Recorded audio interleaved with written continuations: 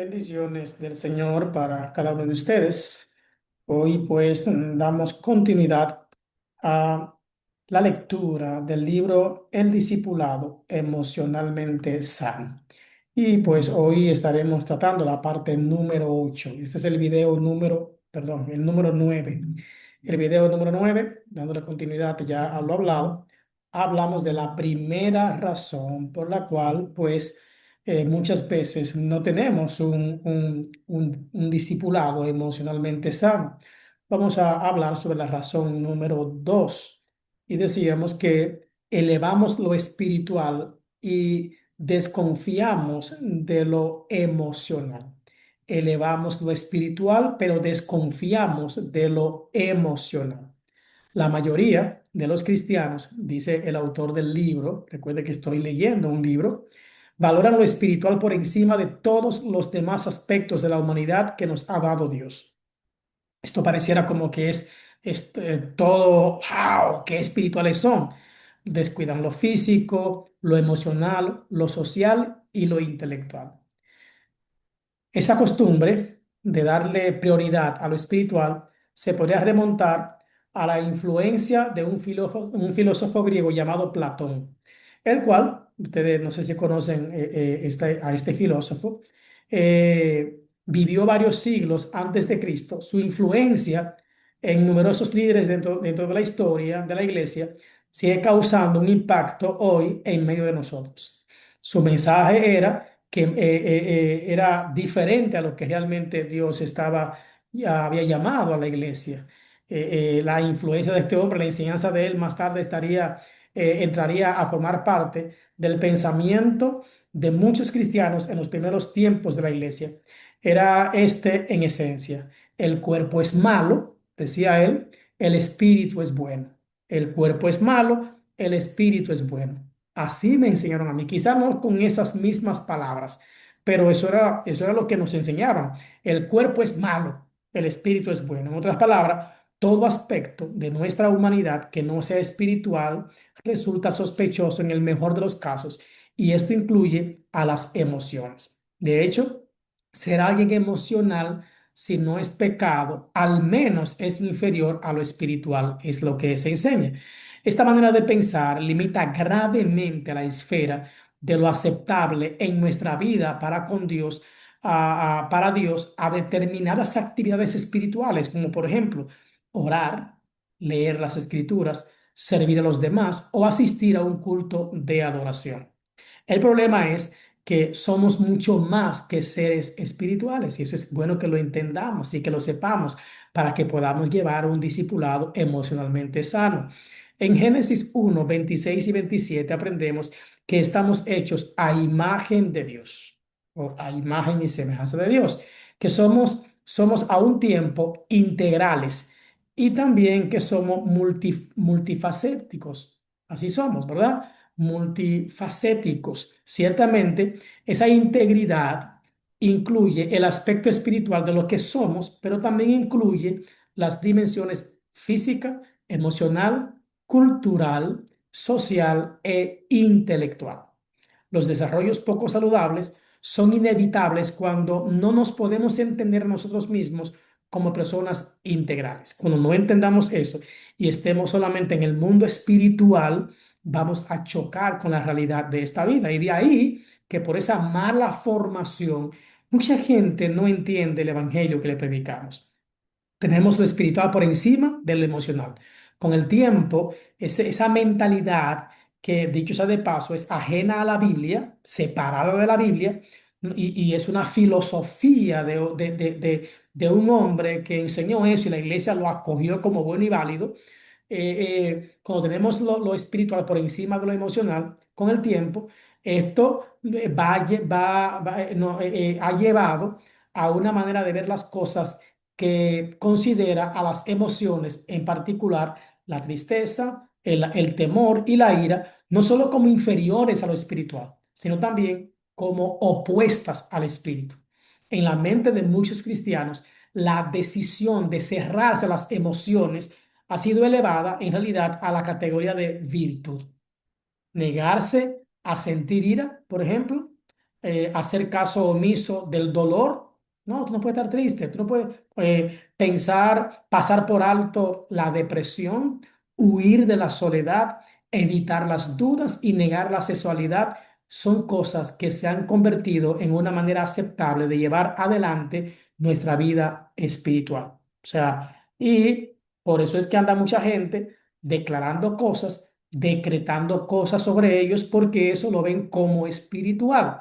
Los 5 aspectos del ser humano, ¿cuáles son? Y eso es lo que trata. Hay 5 aspectos. Los seres humanos tenemos estos 5 aspectos. Estamos compuestos por todo eso. Dios nos hizo perfectos a nosotros, no solo seres espirituales. Entonces, cuando yo aprendo mal y creo que yo nada más soy espiritual y me baso a que yo estoy sentado en los lugares celestiales y me olvido que yo vivo en este mundo con personas, con familia, con amigos, con compañeros de trabajo, entonces yo voy a ver a los demás como pecadores, como alejados, como separados, y yo seré el perfecto porque soy el espiritual. Fulano es muy emocional, fulano es muy carnal, está viviendo en la carne, en la chuleta. No, los 5 aspectos que están en el ser humano. Somos físico, somos un ente emocional, seres espirituales, sociales e intelectuales. Entonces, estos son los 5 aspectos: físico, emocional, espiritual, intelectual y social. Nótese, póngalo en el lugar que usted quiera, pero nosotros tenemos o debemos tener esos aspectos presentes en nuestra vida. Muchos líderes cristianos con los que a veces me encuentro, dice el autor, son emocionalmente insensibles y eso pasa. Tienen poca o ninguna conciencia de sus sentimientos. Cuando les preguntamos cómo se sienten, es posible que usen las palabras me siento, pero lo que me siento, es como estoy bien. Otros dicen estoy bendecido, prosperado y en victoria. Pero en la realidad, ellos están mal, pero no quieren decirlo porque no quieren expresar sus sentimientos. Y el autor dice, pero lo que me informan no es más que una declaración intelectual sobre los hechos o lo que ellos piensan.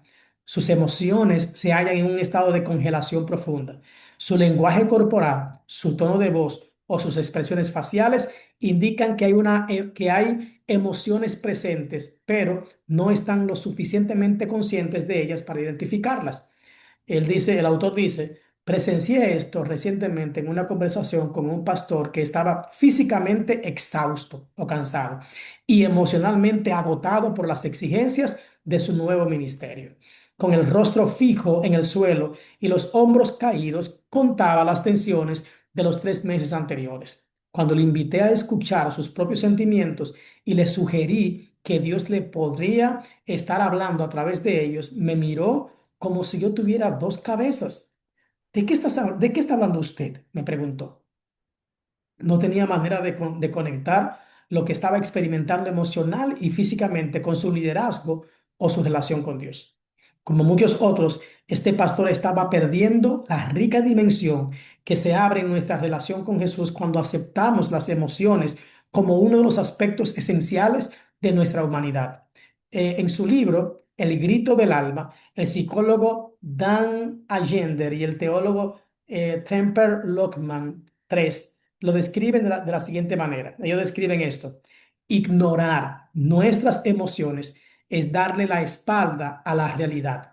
Escuchar a nuestras emociones es algo que nos lleva a esa realidad. Y en la realidad es donde nos encontramos con Dios. Las emociones son el lenguaje del alma, son el clamor que le da la voz al corazón. No obstante, es frecuente que hagamos oídos sordos por medio de la negación de lo emocional, su distorsión o su desconexión. Al descuidar nuestras emociones intensas, somos falsos. Realmente lo que dice, somos falsos con nosotros mismos y nos perdemos una maravillosa oportunidad de conocer a Dios. ¡Wow! ¡Qué maravillosa enseñanza la que deja este hombre! Él dice, cuando yo descuido mis emociones intensas, cuando yo no me doy la oportunidad de llorar, cuando yo no me doy la oportunidad de decir estoy mal, cuando yo no me doy la oportunidad de decir, tengo dudas, tengo preguntas para Dios, hay cosas que yo no entiendo, estoy cansado, no siento orar hoy, siento que Dios no me oye, siento que Dios está lejos. Cuando yo entiendo mi realidad, dice él, esto es una oportunidad para yo acercarme más a Dios y conocerle. Porque cuando yo tenga preguntas para Dios, Dios tendrá respuestas para mí. Cuando él fue lo que pasó con Job. Cuando Job se vuelve un humano, por así decirlo. Cuando Job va delante de la presencia de Dios, porque ahora no tiene nada, ahora está pasando por un momento de crisis económica, emocional, social, de todas las índoles. Está Job ahora pasando por un momento difícil. Y Job entonces va a la presencia de Dios y le dice a Dios tal cual y como él se sentía. Y esto hace entonces que Dios también hable con Job y le diga a Job las verdades de su vida y de su corazón y los planes. Y entonces Job le dice, wow, de oídas te había conocido, pero ahora mis ojos te pueden ver. Ahora yo puedo conocerte, yo tengo la oportunidad de conocerte en mi aflicción, en mi dolor, en mi angustia.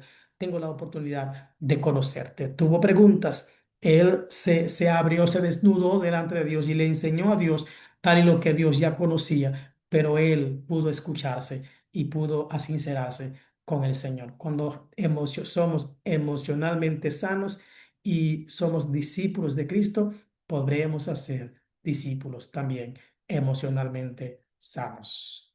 Bendiciones.